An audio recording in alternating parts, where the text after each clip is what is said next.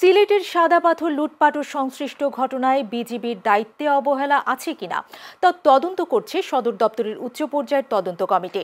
এমনটি জানিয়েছেন ১৯ বিজিবির CO lieutenant colonel Mohammad Zubair Anwar.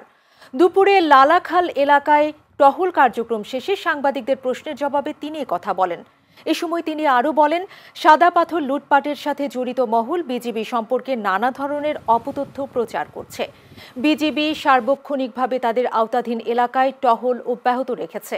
এ কারণেই বিজিবি ক্যাম্পের আওতাধীন সীমান্তের ৩০০ গজের ভেতরে এলাকাগুলো থেকে পাথর লুটপাট করতে পারেনি দুর্বৃত্তরা। সাম্প্রতিক লুটপাটের পর বিজিবি সংশ্লিষ্ট এলাকাগুলোতে জনবল বৃদ্ধি সহ গোয়েন্দা নজরদারি বাড়ানো হয়েছে। গেল ২ মাসে পাথর চুরিতে ব্যবহৃত ৬ শতাধিক বার্কি নৌকা জব্দ সহ আইনানুগ ব্যবস্থা গ্রহণ করেছে বিজিবি।